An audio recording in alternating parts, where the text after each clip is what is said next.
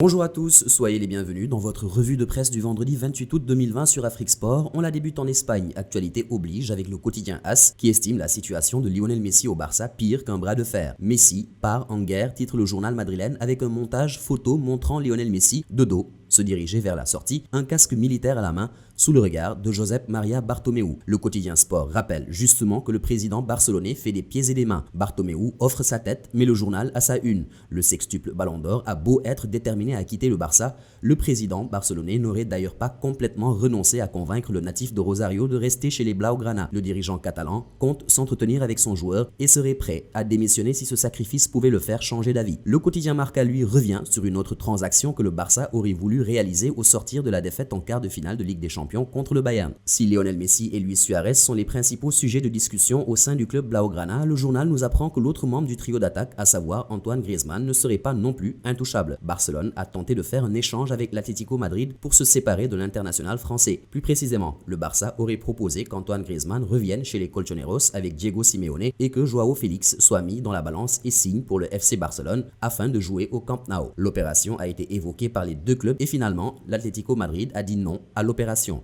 Un troc impossible, titre Marca. En France, le journal L'Équipe tente de décortiquer les choix de Didier Deschamps après la publication des 23 joueurs appelés à défendre la sélection française début septembre contre la Suède et la Croatie. Les coups de Dédé, titre Le Quotidien. Le sélectionneur français a créé la surprise en convoquant Adrien Rabiot, absent de la sélection depuis 2 ans, et son refus de ne pas être réserviste en prélude à la Coupe du Monde Russie 2018. D'autres surprises, les convocations de 3 novices que sont le Lyonnais Oussem Aouar, le Rennais Eduardo Camavinga et le défenseur de Leipzig, Upamecano, qui ont gagné des points ces derniers temps, notamment lors du Final 8 pour le Lyonnais et le joueur de Leipzig. En Italie, le Corriere dello Sport parle transfert et évoque un accord total entre la Roma et l'entourage de Milik. Dans le sens inverse, Under et Riccardi rejoindraient Naples. Si l'action est conclue, Milik prendrait le numéro 9 laissé libre par Dzeko qui aurait un accord avec la Juve. L'avenir d'Edin Dzeko justement sera discuté ce jour. On termine cette revue de presse toujours en Italie où Tutto Sport revient sur la déclaration de Cristiano Ronaldo. Et le moins que l'on puisse dire, c'est qu'il a éteint l'incendie. Cristiano Ronaldo a publié sur son Instagram quelques mots qui forcément poussent à croire qu'il va finalement rester. Je me prépare pour la 3e saison avec la Juventus. Mon ambition n'a jamais été aussi grande. Nous voulons conquérir l'Italie, l'Europe et le monde.